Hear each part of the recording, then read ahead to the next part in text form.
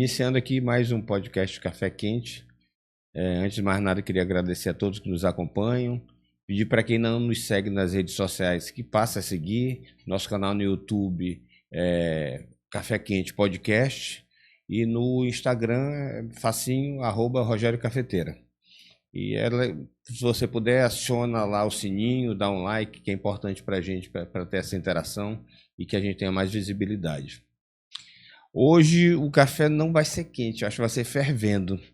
O nosso convidado hoje, eu não diria que ele é polêmico, mas ele é um dos advogados mais combativos que eu conheço aqui no nosso estado.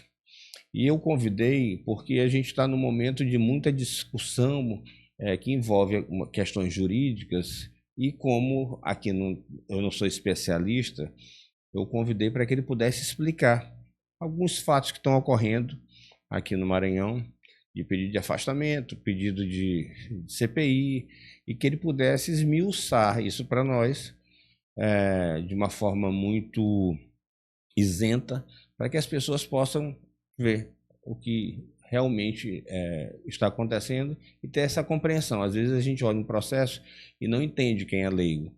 E o nosso convidado aqui, meu amigo Aldenor Rebouças, veio aqui exatamente para poder clarear esse cenário para nós. Muito bem-vindo aqui, amigo. Obrigado, Rogério. Parabenizo pelo podcast. Já tem uma grande audiência.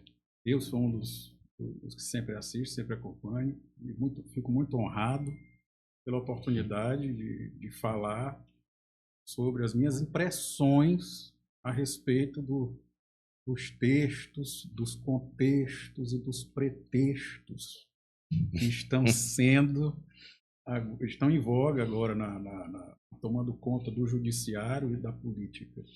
Aldenor, eu não sei se é impressão minha, mas me parece que as coisas saíram um pouquinho de controle da normalidade dentro da justiça, desde a Lava Jato, porque a gente tomou e é uma autocrítica também, porque em determinados momentos eu também eu tenho esse sentimento. Às vezes quando você julga, vê alguém sendo julgado, mesmo de forma injusta, mas como você não gosta dele, como é um adversário, como é uma pessoa que você não tem as mesmas ideias, você acha bom que ele seja condenado, mesmo que ele tenha sido condenado de forma injusta. Isso aí gerou, eu acho que isso nasceu na Lava Jato, essa questão de atropelar os direitos das pessoas, o direito à defesa, algumas ações que tiveram que eu acho que atropela, eu não sou advogado, mas atropela a Constituição. Mas hoje eu queria te pedir para que você esclarecesse para a gente. Está no noticiário muito fortemente um pedido de afastamento do vice-governador do Maranhão, Felipe Camarão. Junto com isso é decorrente de uma investigação que eu já vi na mídia dizendo que era de 2023, mas eu fui fazer uma leitura, mesmo que superficial, e vi que me parece que é de 2025 o início do processo. E aí eu queria que você pudesse nos esmiuçar para a gente o que você acha desse processo, você acha que ele está correndo dentro da normalidade, dentro das questões legais, o que existe nele de atípico, e que pudesse nos falar em uma linguagem bem simples para que quem está nos assistindo possa ter essa compreensão.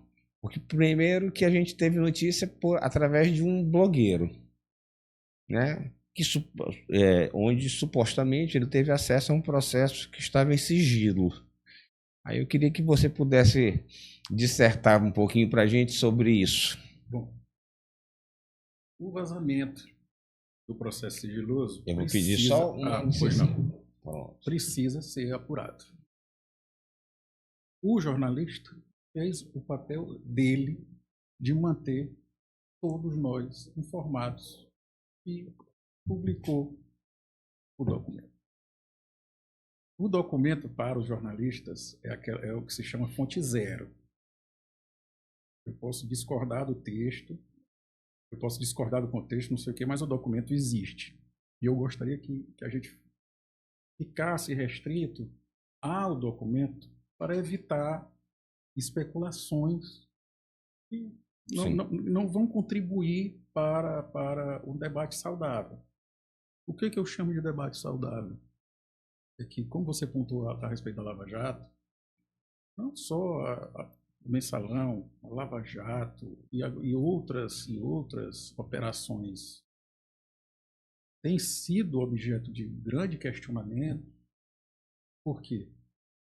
Eu, diariamente, me senti muito à vontade com o seu convite, porque eu, diariamente, me deparo com investigações em que os suspeitos não são intimados a prestar esclarecimento. Num belo dia, eles estão nas respectivas casas e a polícia chega batendo na porta com mandado de busca e apreensão. Né? Por que isso tem acontecido?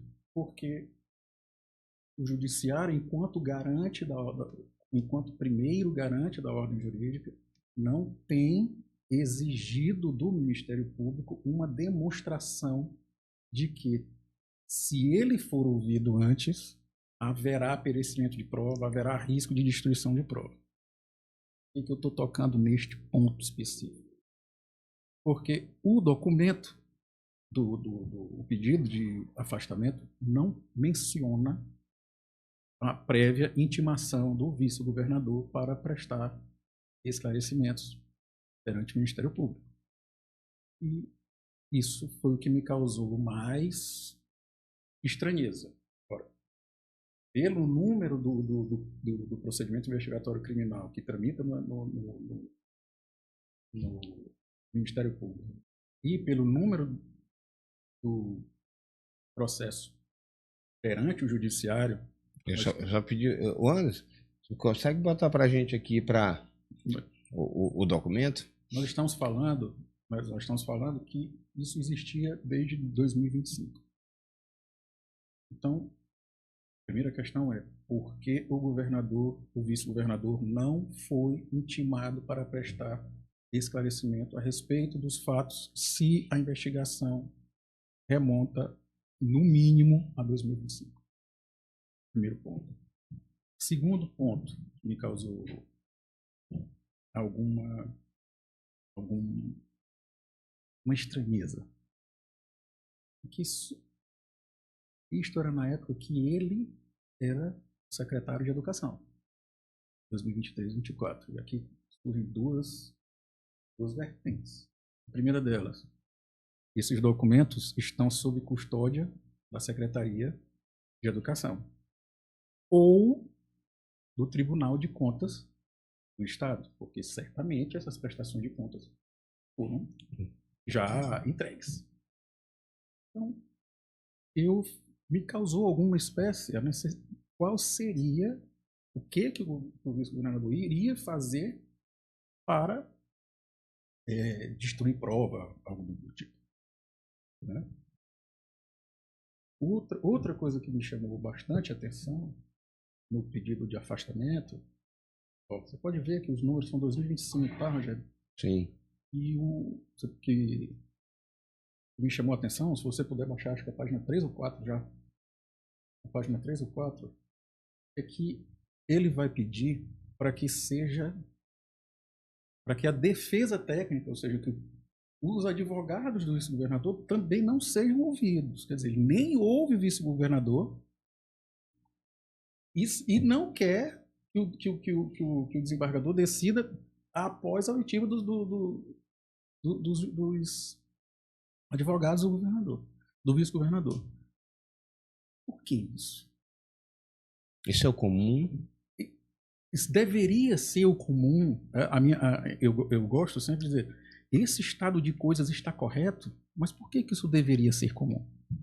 Se a regra é ouvir primeiro, qual é a dificuldade? Graças a Deus, também pelo que eu soube pela a decisão do desembargador Sebastião Bonfim, é que ele não viu elementos para fazer isso sem ouvir o vice-governador. Ele determinou, abriu o prazo para que os advogados pudessem manifestar. E o que é lamentável de tudo isso é que, a par da questão técnica, eu estou querendo aqui colocar uma reflexão por que, que as coisas precisam ser dessa forma, ou por que foram dessa forma. Eu não posso deixar de mencionar o fato que vai haver eleição para Procurador-Geral de Justiça. E o procurador, o doutor Danilo, pretende a recondução. E a recondução é por ato do Executivo. governador. É justamente o atual desafeto do vice-governador. Então, do ponto de vista institucional, é lamentável para mim, como operador do direito, ouvir alguém dizer ele só está fazendo isso para agradar o governador e ser procurador-geral de justiça novamente. Isso é péssimo para a imparcialidade objetiva da instituição. O que é isso? É que as pessoas têm que acreditar que a instituição está fazendo o que é esperado dela e que não haja um interesse subjetivo e nem pessoal nutrindo a ação do Procurador-Geral de Justiça. Eu não quero acreditar nisso, mas aqui a questão não é de acreditar ou não. A questão é que ele se colocou e colocou a instituição sob suspeita. A simples cogitação já é uma mácula à imagem do Ministério Público. Então, digo isso porque estagiei no Ministério Público, tenho amigos no Ministério Público e sei da seriedade deles e quero um Ministério Público forte, atuante e que investigue, seja quem for. Agora, nunca vou concordar com a falta de um direito mínimo, qual é? Ser ouvido. Ser ouvido. As pessoas têm que ter o direito e é preciso que a cultura jurídica passe a ser primeiro intima para ouvir. Quer quebrar o sigilo bancário? Quer quebrar o sigilo fiscal? Quebra, porque isso não vai mexer vamos dizer, na intimidade das pessoas. Agora, não ouvir o vice-governador certamente estimulou o pedido de instalação da CPI. E aqui vem uma segunda preocupação que todos nós criminalistas temos.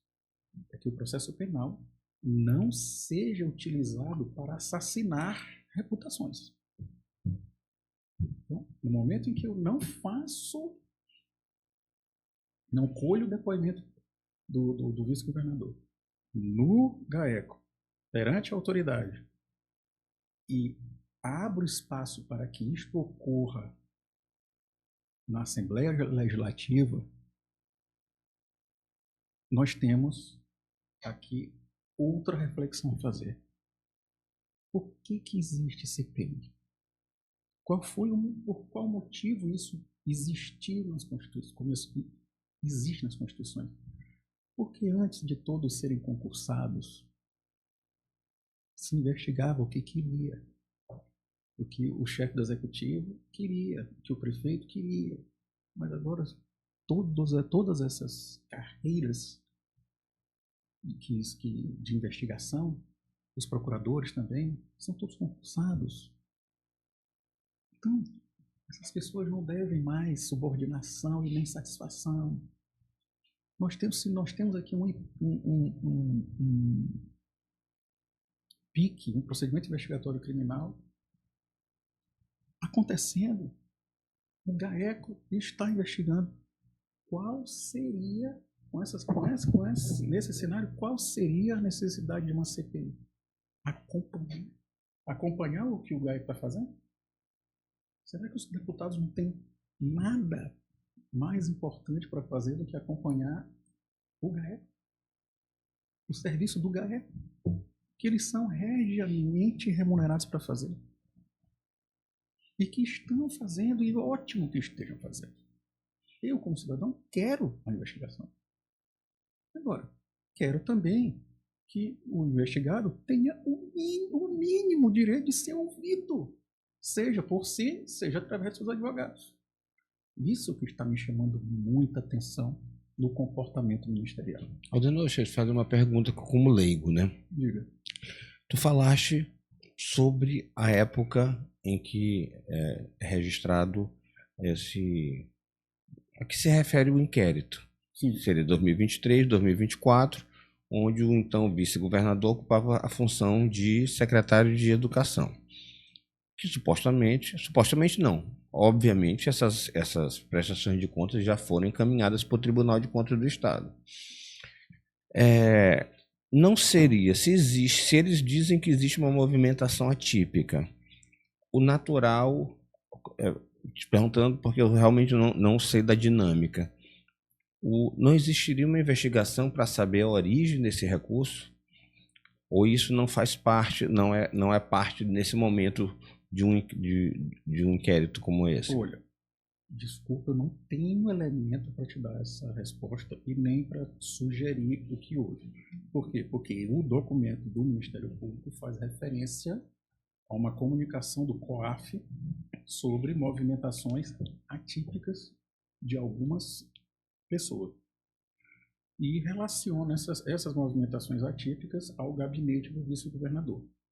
É isto. Os fatos apurados são 2023, 2024. A data da instauração do procedimento investigatório criminal é 2025.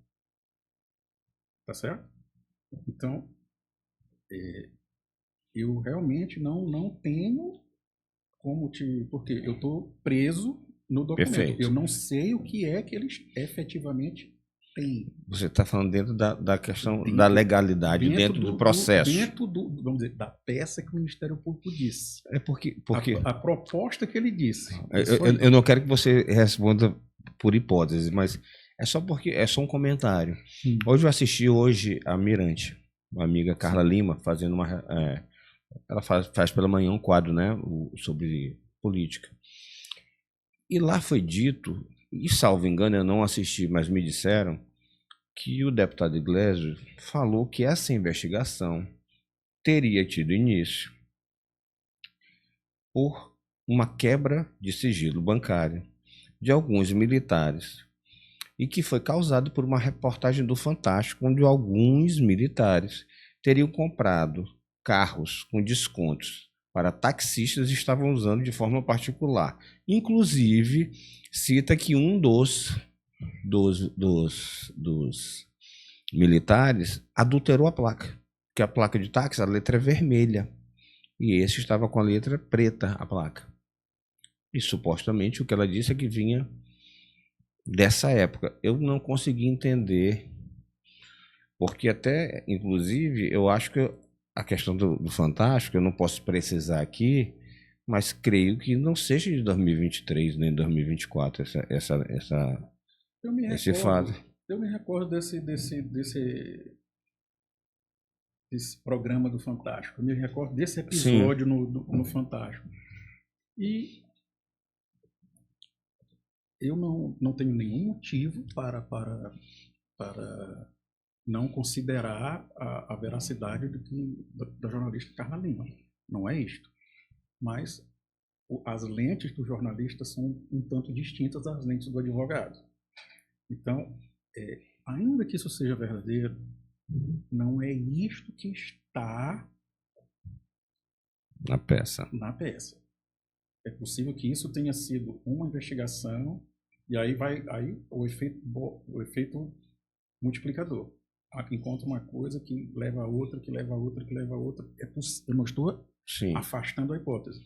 Eu estou dizendo que eu não tenho elemento para vincular as duas coisas. Perfeito.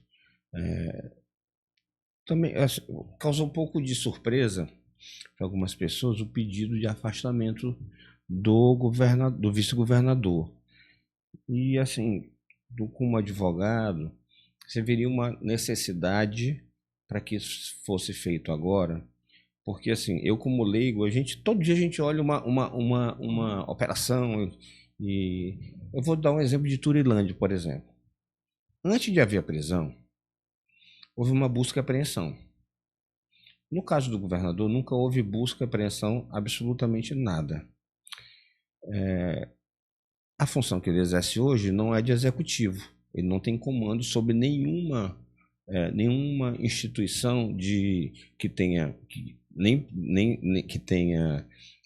o comando nem policial nem de controle, né? Por isso me causou estranheza o pedido de afastamento. Que tipo de perigo a manutenção do vice-governador na função dele traria para esse processo? É uma pergunta muito boa, porque eu também me fiz essa pergunta. Ora, se nós estamos dizendo que o problema é movimentação financeira atípica, os meios probatórios quais seriam? Quebra de sigilo fiscal, quebra de sigilo bancário. Assim eu verifico a evolução patrimonial, assim eu verifico as movimentações bancárias entre as pessoas. Então, por aqui eu não tenho necessidade de busca e apreensão. Segundo, os fatos investigados, como eu disse no início, mas pode não ter ficado claro, é que esses documentos, os supostos documentos, não estão sob custódia do vice-governador, estão na Secretaria de Educação. E ainda que não estejam na Secretaria de Educação, é de se presumir que estejam no Tribunal de Contas do Estado. Então, se eu tenho como obter a prova por outros meios menos gravosos, eu não vou invadir nem expedir um mandado de busca e apreensão. Sim. Eu não estou dizendo que o caso não seria caso de busca e apreensão, mas era preciso um esforço ministerial para demonstrar que o documento que eles estavam pretendendo obter não estaria na junta comercial ou na Secretaria de Educação ou no Tribunal de Contas. Eu acho que aí é que eles... Não dá. Agora, outro ponto. Por que afastar o vice-governador da função? Se, no exato momento, ele não é capaz de ordenar despesa. Quem não tem a chave do cofre, nada pode fazer. Essa é uma máxima em crime financeiro. A regra geral, basta seguir o dinheiro. Os americanos follow the money. Né? Então, vamos seguir o dinheiro. Se ele não tem a chave do cofre e nem é o tesoureiro, não há motivo para afastar da função. Eu, efetivamente, não encontrei uma explicação razoável para o pedido de afastamento. E muito menos sem oitiva dos meus colegas criminalistas. Esse é um ponto. Eu sempre eu não luto por pessoas. Eu luto por um processo penal justo. Você tem uma hipótese, você me ouve a respeito dessa hipótese. Isso parece não me custar muito, mas, lamentavelmente, não é o que o dia a dia tem demonstrado. Não, eu quero só fazer aqui um adendozinho. Uma vez eu já tive... O Aldo eu não conheço de muitos anos, mas há um tempo atrás a gente teve uma conversa. E eu queria ter do Aldenor, na verdade, uma resposta. Uma resposta. E ele não me deu a resposta que eu queria. Ele me deu a resposta que era a verdade. Ele disse: Rogério, isso não é do jeito que tu está imaginando. Então, não é assim. Dessa outra maneira. Isso não é de agora, isso faz tempo, essas relações não cabem. E aí, inclusive, era para ele ter sido entrevistado antes. Acabou que a gente não fez a entrevista. Verdade. E eu me lembro, Aldenor, só para descontrair um pouquinho aqui, uma vez eu cheguei num advogado, um amigo, e contei a história para ele. Só, não vou preservar o nome, que é muito conhecido do advogado e amigo de muito tempo. Eu disse: Fulano, tô com esse problema aqui, tal, tal, tal. Aí ele me olha. Eu só já, mas tu tá errado. Eu digo, eu sei, se eu tivesse certo, eu não tava aqui te procurando. Eu tô aqui para tu resolver meu problema. Então, é mais ou menos isso. Mas, e hoje, Aldenor, foi, assim, eu queria te agradecer, reiterar novamente, porque a gente vive num momento de tanta tensão, de tanta especulação, de tanto disse-me-disse, que eu te digo uma coisa. Eu procurei alguns amigos, eu tenho muitos amigos advogados, muitos em comum. E eu te digo que nenhum quis vir. Ninguém quis se posicionar. E aí eu liguei para um amigo nosso, que é muito querido de nós dois, e perguntei para ele se, fulano, eu queria fazer um programa para dar uma esclarecida, porque é tanto disse-me-disse, é tanta notícia, um fala uma coisa, outro fala outra, e eu queria passar, e o nosso programa tem se notabilizado pela questão da independência. Eu disse, eu queria um advogado para ir, mas eu não quero que ele tenha, eu não quero que ele defenda nem A nem B, eu quero que ele faça uma análise para as pessoas poderem fazer seu juízo de valor. Mas eu estou com dificuldade, porque ninguém está querendo ir. Aí ele me disse, olha, só tem um para ir, né? Eu disse, quem? Ele disse, Aldenor Rebouça. Eu digo, eu já tinha pensado nele. E não deu outra. Foi o único que aceitou me falar. Eu não fujo a um bom debate. Eu gostaria só de dizer sempre que eu não luto por pessoas. Eu não ajo contra pessoas. Não, eu defendo o que eu entendo correto. E às vezes eu preciso desafiar algumas lógicas que parecem que são naturais, estabelecidas e imutáveis. E eu não me furto a entrar nessas questões, porque eu entendo que a minha função na democracia, como advogado, é de postular. Alguém vai defender, alguém vai opinar e outro vai julgar. Então, eu não sou um ditador. Eu levanto uma hipótese e vamos verificar se essa hipótese é a que melhor se adequa ao caso. E é sempre isto que me move. Mesmo com a tua careca, lembrando do Alexandre de Moraes... Pois eu tenho que fazer isso. Eu prefiro quando me dizem que eu pareço o Jeff Bezos, né? Aí eu entendo que estão dizendo que eu vou ser um homem muito rico. E aqui, só para ressaltar aqui nós não estamos julgando se o vice-governador é inocente ou se é culpado, até porque é um processo que está em andamento. Nós estamos analisando, e o Aldenor nos esclarecendo aqui sobre a questão processual, de como o processo está sendo conduzido. Isso. Se está sendo conduzido dentro do rito normal, se esse é o normal, se esse é o correto. É isso que está se questionando aqui. Que ninguém está para dar atestado de inocência ou culpar ninguém. Até porque nós não somos juízes e também não temos os fundamentos para opinar, né? Eu te digo, não sou advogado do vice-governador. Nunca fui procurado pelo vice-governador para isso.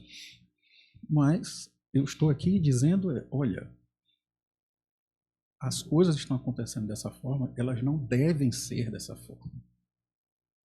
Porque não foram de outra forma. Então,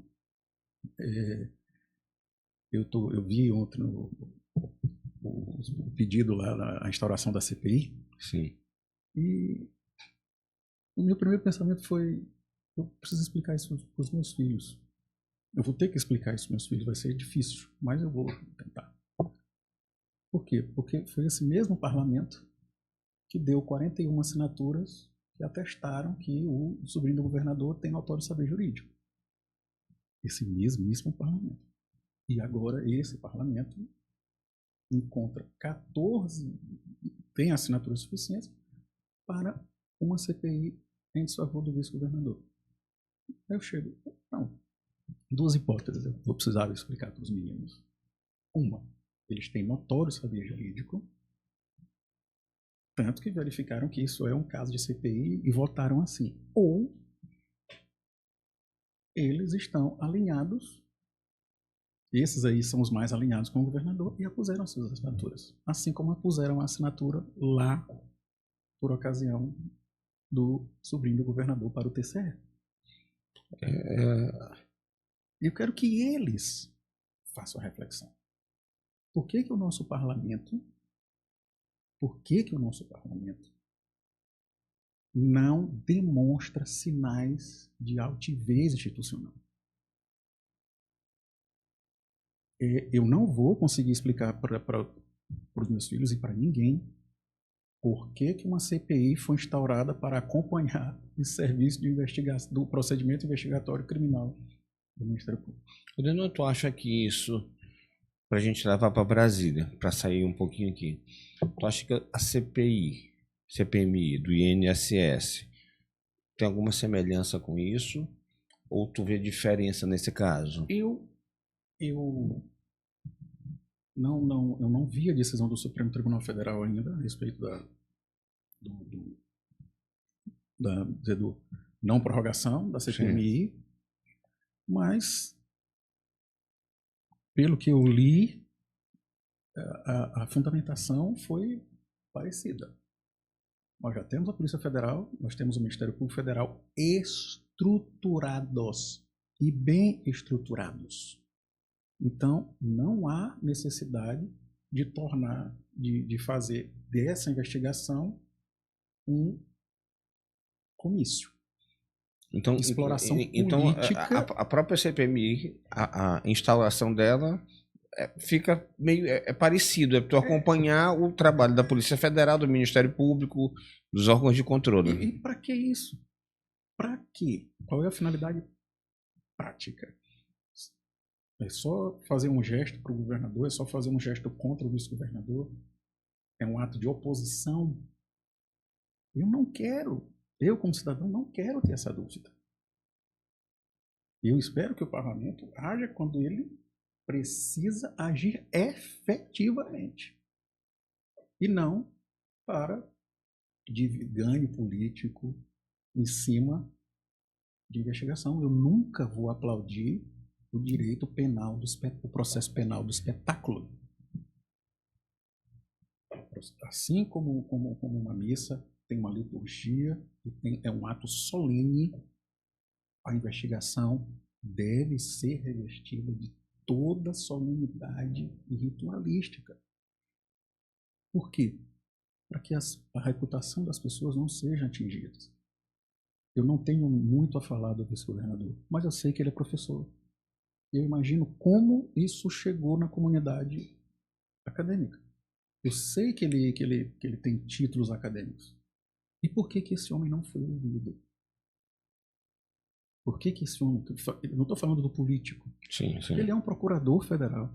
Ele é professor. Ele tem título acadêmico. E esse homem não foi ouvido.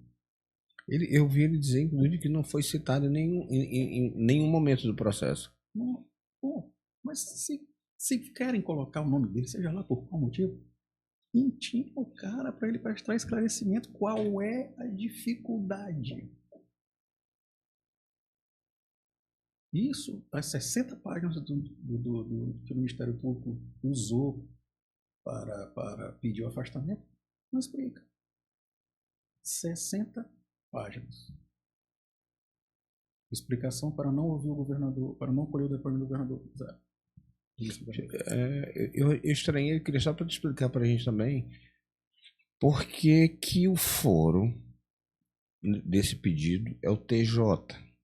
Porque assim, eu imaginava, na minha ignorância jurídica, que seria STJ, porque é o mesmo foro do governador. Não. A Constituição Federal fala governador. E a interpretação para fim de foro é literal. Se não disse vice-governador, não entra vice-governador. E aí fica aqui fica aqui no Tribunal de Justiça. E o Tribunal de Justiça colocou para o órgão especial, que é o órgão judicante maior que existe.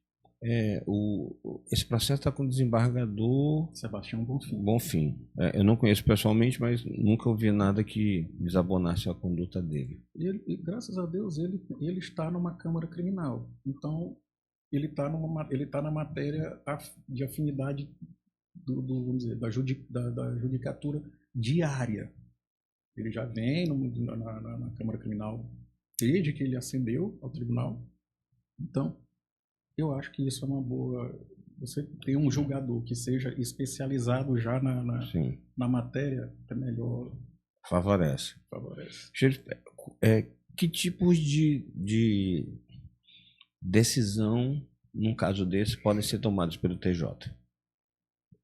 Bom, tecnicamente falando. Afastamento. Monocraticamente? Sim, aí tem. Eu entendo que ele precisaria justificar a atuação monocrática, mas há um mau exemplo do Supremo. Sim. De liminares que você sai a liminar e algumas vezes leva anos para que elas sejam submetidas a referendo. Mas hoje isso está mudando. As decisões liminares têm sido submetidas a referendo mais rapidamente. Acho que até no próprio Supremo, acho que por causa de uma pressão, acho que por causa de uma pressão popular. Tem mais 2 anos que essa tendência vem. É mais rápido, né? Essa colocação. A submissão a referendo. É mais rápido. Eu espero que seja algo parecido que aconteça aqui. Ou seja para deferir ou para indeferir. Caso ele pode não decidir encaminhar para. Seria o pleno ou uma Câmara? Não, vamos lá, o Ministério Público pediu, ele ouve os advogados, foi isso que ele disse, só vou decidir depois que eu vi. Os advogados vão impugnar o pedido e depois ele pode seguir. Se ele entender que existe efetivamente uma necessidade premente de afastar o governador, o vice-governador, perdão, ele decide monocraticamente, decide sozinho. Se indeferir, aí o Ministério Público que recorra para submeter a questão ao colegiado. Então é uma decisão. Quem perder tem acesso ao colegiado. Ninguém é obrigado a se contentar com decisão individual. Entendi. É porque eu pensei que ele pudesse, por exemplo, não decidir sozinho, dar um parecer, fazer um voto e encaminhar para o pleno, por exemplo. É possível. Isso é possível também. É possível, mas o que eu quero te dizer é a praxe é que a decisão, como tem pedido de eliminar, a decisão que defere ou indefere seja monocrática ou individual. Entendi. É bom a gente ir falando com quem entende para ir, porque o Supremo hoje está muito em evidência. Então, de vez em quando a gente vê umas coisas que não entende. Por isso que eu perguntei isso. Se poderia encaminhar, porque às vezes é questionado na mídia. Olha, não deveria ter dado essa decisão, deveria ter encaminhado para a Câmara, ou para a turma, ou para o plenário. Tocaste nesse ponto? Eu tenho criticado muito a judicialização da política. Eu reclamava que na época do governo Bolsonaro não existia 2 semanas em que um parlamentar, não era um partido, era um parlamentar da oposição acionava alguma coisa no Supremo, lembra disso? Sim. Não tinha jeito, não passava de 15 dias entre um pedido e outro. Mas por que esse pessoal está judicializando a política? Por que esse pessoal não está resolvendo isso dentro do Congresso? Quando você judicializa a política, você está entregando a política ao judiciário. E isto é perigoso. O que nós estamos reclamando do Supremo, a culpa não é minha como advogado. A culpa é dos parlamentares que acionaram abusivamente o Supremo a ponto de ele se sentir participante da mesa decisória do Congresso. Isto vale também para a Assembleia Legislativa. E o que vai agora, nem hoje, por que a política foi ao tribunal através do Ministério Público? Essa é a pergunta mais importante desse contexto que nós estamos vivendo agora, nesse mês de março. Curiosamente, a petição do Danilo é de 2 de março. 2 de abril, qual é o prazo eleitoral de 2 de abril? De afastamento. Exatamente um mês. Um procurador-geral de justiça que deseja ser reconduzido faz um pedido de afastamento do vice-governador que está abertamente em confronto com o governador. Tu acha que isso poderia ser, se tu tinha vontade, obviamente, de responder, uma forma de contrapor esse suposto processo que poderia afastar o governador, que todos os dias a gente ouve isso, que o Supremo, primeiro era que o STJ ia afastar, depois agora é o Supremo, que tem 2 anos que que existe essas especulações. Olha, eu tenho muita dificuldade de acreditar num conluio de pessoas concursadas. A Lava Jato me quebra. Sim. E existem outros, mas eu tenho muita dificuldade de acreditar nisso. Então, eu tenho um delegado de Polícia Federal, eu tenho um procurador-geral da República, um subprocurador-geral da República, que estão lá por concurso, não devem nada para mim. Não, mas tem política em todo lugar. Tá, mas sim, é preciso que alguém investigue, alguém acuse e alguém defira. Você precisa de muito alinhamento para essas coisas acontecerem. Então, essa forma de pensar, eu não posso dizer que ela não tenha qualquer fundamento, mas eu tenho muita resistência a acreditar nisso. Deixa eu te fazer uma outra pergunta, se tu tiveres elemento para responder. Hoje os blogs e tal, as páginas de Instagram, os perfis, estão especulando muito com a seguinte manchete: o ministro Flávio Dino toma para si o processo do STJ para julgar o caso de afastamento do governador. Um ministro do Supremo pode tomar esse processo, ou se está lá, qual seria o rito normal para ele ter chegado ao Supremo? Olha, vamos. Deixa eu te contar. Eu já pensei muito em virar, em ser mentor, tutor, alguma coisa de jornalistas que queiram cobrir do judiciário. Por quê? Por que caiu na mão do Flávio Dino? Primeira pergunta. Existe algo no tribunal chamado distribuição. A investigação que corria no STJ contra o governador, contra o Supremo, sei lá, Sim. seja lá com quem for, foi distribuído a um relator. Foi distribuído. Um sorteio. E se alguém não se conformou com a existência daquela investigação lá, recorreram para onde? Para o Supremo. Para o Supremo. E quando chega no Supremo, vai ter uma distribuição.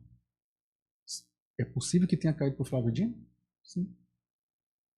A distribuição é desonesta, viciada por conta disso? É isto. Algumas dessas manchetes prestam desserviço, porque sugerem que não existe uma distribuição, que não existe aleatoriedade na distribuição dos processos. Parece que é direcionado. E isso não é, e faz muitos anos que não é. Tá? Esse é o primeiro aspecto. Segundo, ainda que alguém não queira que o Flávio Dino seja o relator, existe o expediente. Exceção de suspeição, de impedimento, demonstra que ele tem interesse na causa, ou o que seja. Agora, isso eu estou falando do processo que corre dentro vamos dizer, de como o judiciário funciona tecnicamente. Eu não posso impedir alguém de achar que isso foi... E tem gente que acha, tem terraplanista. Tem. É porque eu estou te fazendo essa pergunta porque, às vezes, em conversas, né, e cada um com suas opiniões e suas versões, questionam muito, falavam quando esse processo, que eu não sei exatamente do que se trata, porque ele corre em sigilo, mas por que ele teria saído do STJ para o Supremo? Alguns me falaram, não eram advogados, era que se a parte está achando que o juiz, não o ministro, né, no caso, não está, vamos usar um termo mais simples, está sentado em cima do processo, não despacha. Sim. O advogado peticiona e simplesmente o juízo não se manifesta. Um caso como esse, qual é o caminho? Se o caso está no STJ, é reclamar para o Supremo ou existe outro instituto que possa ser... Você tem a corregedoria, né, do ponto de vista administrativo, sim, porque se ele não está despachando, ele está em si, a lei estabelece prazo para todo mundo, não é só para advogado. Uhum. Todo mundo tem prazo. Sim. Então, se ele não está cumprindo o prazo, infração funcional. Vamos apurar se ele está cometendo infração funcional. E aí, pega a lista de processo dele que está lá, né, e verifica se ele não furou fila, por exemplo. Sim, estamos falando em exemplo. Estou falando em exemplo, não estou... Então, do ponto de vista funcional, vai para a corregedoria. Do ponto de vista judicial, você tem que reclamar da negativa de prestação jurisdicional, porque você está me dizendo que o cara, sim, pede e o outro não responde. Sim. Então, você tem que entrar no Supremo, porque é o STJ. Então esse é o não existe nada de excepcional. Não, é o caminho. É o caminho natural. Natural. Se eu tenho omissão de ministro do STJ, o mandado de segurança para debelar a omissão é no Supremo Tribunal Federal. Não tem... ele chamou para ele isso. Sim. O que ele pode ter ou alguém pode ter dito é só, olha, há elemento a indicar a participação de membro do Congresso, que foi o que eu li. Sim, supostamente existe. Que teria uma pressão de um membro do Congresso e, com isso, ele, para justamente cumprir o foro pela prerrogativa da função, avocou os autos. E isso também não é novidade, não foi criado anteontem. Está no regimento, está na lei, na Constituição, a Constituição de 88. Então, estão falando de pelo menos 40 anos praticamente. Entendeu? Então, porque às vezes eu acho até essa socialização da comunicação acaba muitas vezes desinformando, porque o leigo lê e passa a achar o seguinte: não, como eu sou um desembargador, eu vou tomar o processo de um juiz aqui, a meu bel prazer, e trazer para que eu possa julgar. Eu preciso dizer, desembargador... porque as manchetes sugerem isso. Sim. Que ele tomou e... Porque, veja, e por que isso está acontecendo? Antigamente você comprava o jornal porque acreditava no que estava lá. Mas a lógica mudou. Agora, os blogs e as matérias precisam ter uma coisa não para te informar, mas para te clicar. Porque o que ele vende é anúncio. Você precisa clicar, você precisa gerar engajamento. Então, a credibilidade passou a ser secundária. Né? Deixa eu te fazer uma pergunta aqui que me veio aqui.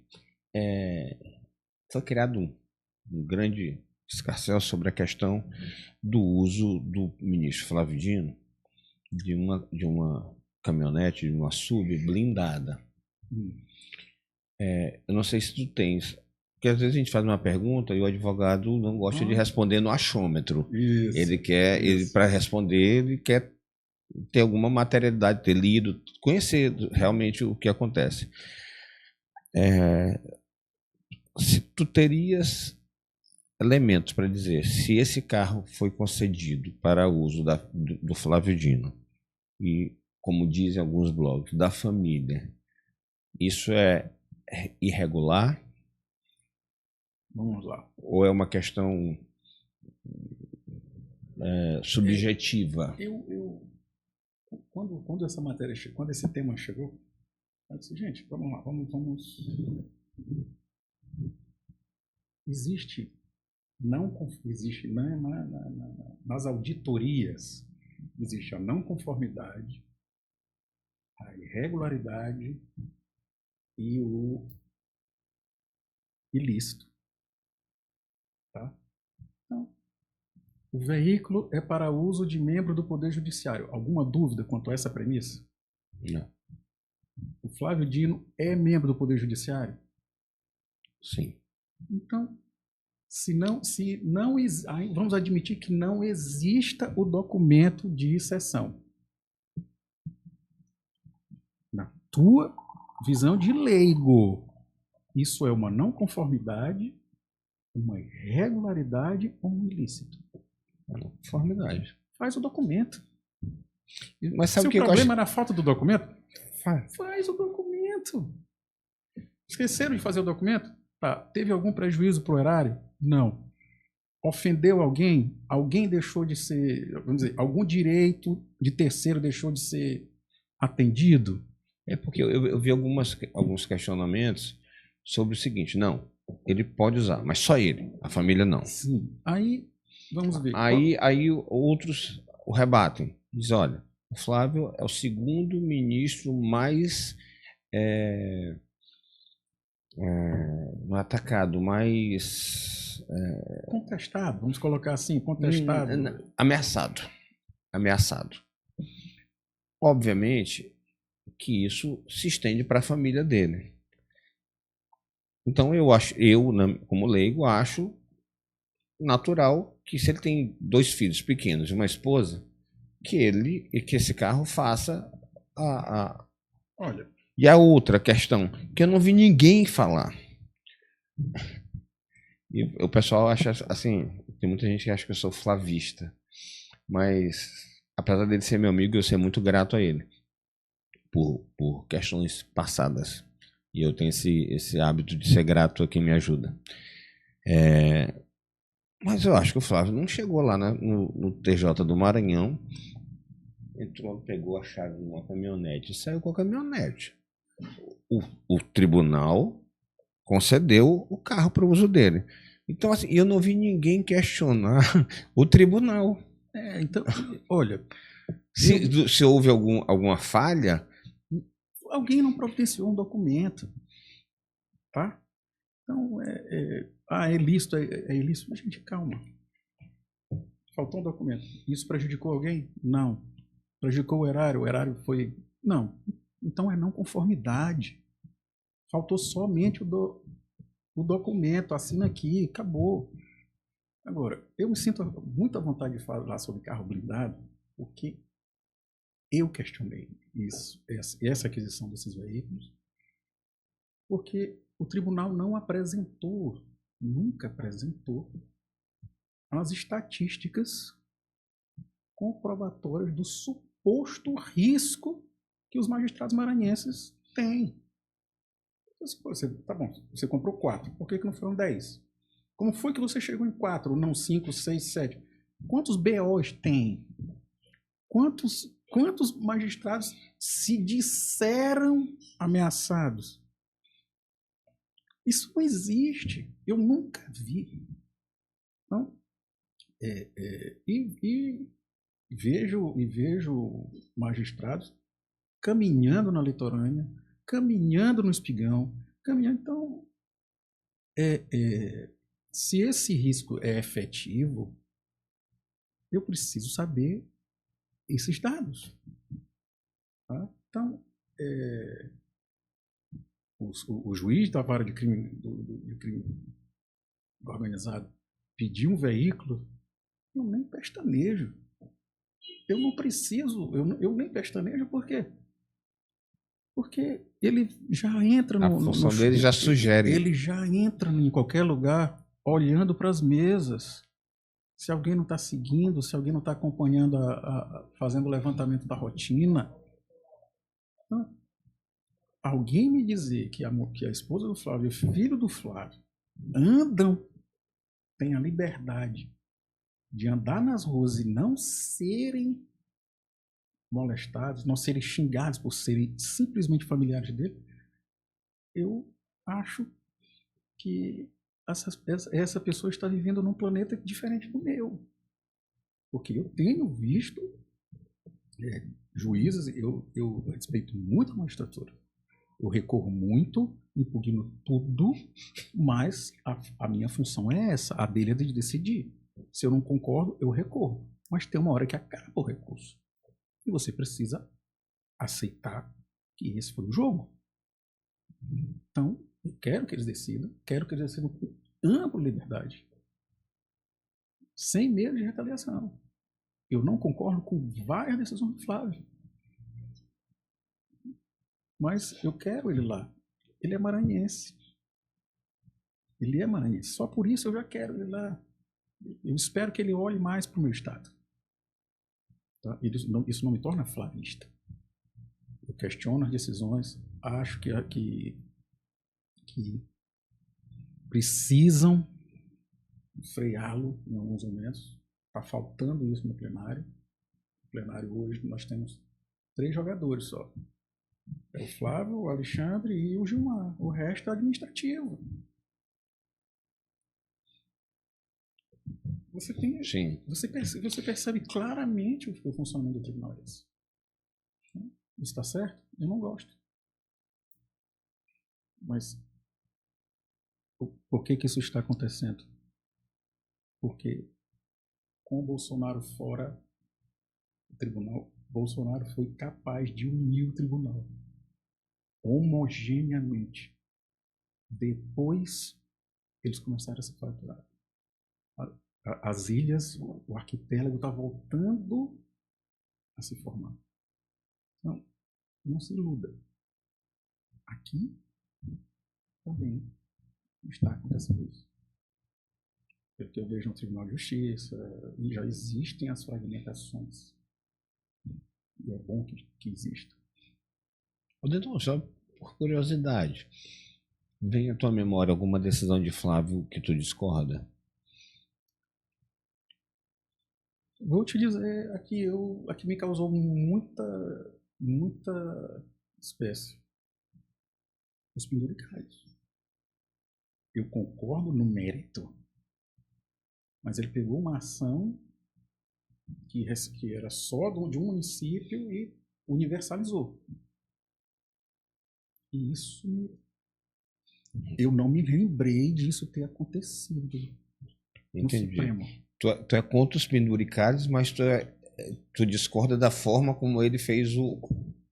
Eu impugnei os penduricários aqui, estou no Supremo, fui ao CNJ e fui também ao Supremo, porque eles estão querendo pagar retroativo de 2015 até 2020, alguma coisa Mas tu sabe quem é o campeão de criação de penduricários, né? É. Tribunal de Contas da União. Sim, mas... E aí eles supostamente eram para fiscalizar. Eles são maiores criadores de penduricários. E aí isso se estende para todo o resto dos tribunais. Tribunais de contas e tal. Agora inventaram uma coisa, eu acho, acervo. Acervo, aí pagaram... Vem cá, Irmão, deixa eu te contar uma coisa. Se nós exonerássemos todo o Poder Judiciário hoje e o Ministério Público e oferecêssemos a remuneração de 1/3 pela quantidade de bacharéis em direito que nós temos, essas vagas estariam regiamente cumpridas e nós não sentiríamos faltas deles, dos que saíram. Eu já vi até uma crítica uma vez ao Ministério Público, e se eu estiver errado, porque eu ouvi de uma jornalista, inclusive, que é benéfico financeiramente para alguns promotores e procuradores não haver concurso e não haver um número maior. Porque eles acumulam... Eles ficam acumulando acervo. Para cada um que toma posse, é 1/3 que alguém perde. Então, eles agora estão criando um monte de função administrativa, de comissão, de comitê, de não sei o quê, para justificar o acúmulo, para justificar 1/3, sem acumular a função, a atividade fim. Entendeu? Eu só quero deixar claro aqui, não é que eu acho que o magistrado, para a nossa realidade, um salário de 40 mil é um alto salário. Mas se você for pro dia a dia, é um salário de uma classe média. Você tiver um filho na faculdade, é mais ou menos o seu custo. O problema é que a diferença é muito grande. Poucos têm essa remuneração. A pirâmide é a ponta é muito fina. É pouca gente que ganha isso. Não são eles que estão ganhando muito, não. O problema é que o resto está ganhando muito pouco. Então cria essa situação. Eu analiso essa coisa de forma econômica. É uma lei econômica. Se nós temos um número elevado de universidades e de bacharéis, a função deles não pode valer isso. Porque há um contingente absurdo que aceitaria exercer essa função por 1/3 do preço. Então, hoje o maior, nós dizemos, boa era dono de cartório, né? Era. Não era? Ainda é, não é não? Não, eu não tô... Não, mas é porque tudo ele te cobrava para carimbar a tua assinatura. Não era? Sim. Hoje isso não existe mais. Já tem o GOV aí, certificado e tudo. Isso aí foi embora. Melhorou. Pô. Mas o ponto é, se eu tenho um grande contingente, essa função não vale mais isso. Por que os advogados eu tenho colegas que não conseguem sobreviver da advocacia e precisam ter atividades paralelas? Pelo mesmo motivo. Tem tantos advogados e o consumidor, digamos assim, não consegue identificar o que é um bom advogado, de um péssimo advogado, de um excelente advogado. É um advogado. Então vai ter lugar para todo mundo. Não vai ter lugar para todo mundo. Mas vai ter lugar para quem é bom. Vai. Isso o mercado sabe quem é bom. Ele consegue identificar. Mas eu tenho absoluta certeza que nós vamos precisar conversar seriamente a respeito de remuneração das carreiras jurídicas, porque definitivamente não valem mais pela função social que possuem. Tudo já está automatizado, os contratos a gente assina eletrônico. Tudo já é extrajudicial, é no cartório. O cartório é bom agora porque tudo é extrajudicial. Inventário pode ser extrajudicial, divórcio... Eu fiz agora do meu pai. Partilha extrajudicial. Por aí sim. Mas não para carimbar a assinatura. Concorda? Concordo. O mundo mudou. As coisas não precisam ser como sempre foram.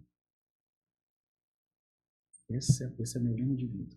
As coisas não precisam ser como sempre foram.